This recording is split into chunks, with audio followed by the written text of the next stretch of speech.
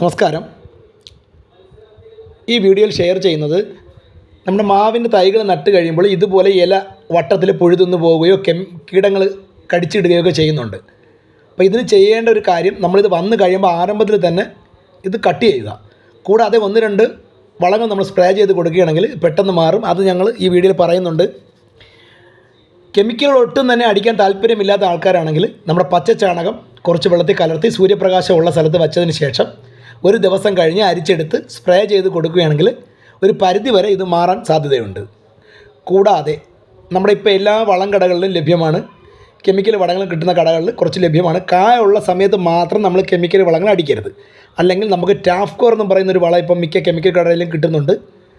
ഇപ്പം നഴ്സറികളിൽ കാണാൻ സാധ്യതയില്ല. വളം വിൽക്കുന്ന കടകളിൽ കിട്ടും ടാഫ്കോർ. അതുപോലുള്ള ഈ ഫംഗസിനൊക്കെ അടിക്കുന്ന കെമിക്കലുകൾ കിട്ടും. അത് മേടിച്ചിട്ട് 1 ലിറ്റർ വെള്ളത്തിൽ ഒരു 5 ml ഒരു 3 ml ഒക്കെ ഒഴിച്ചാൽ മതി. അങ്ങനെ അടിക്കുകയാണെങ്കിൽ ഇത് നിശേഷം മാറും. അപ്പോൾ വീഡിയോ ഇഷ്ടപ്പെട്ടാൽ ഷെയർ ചെയ്യുക.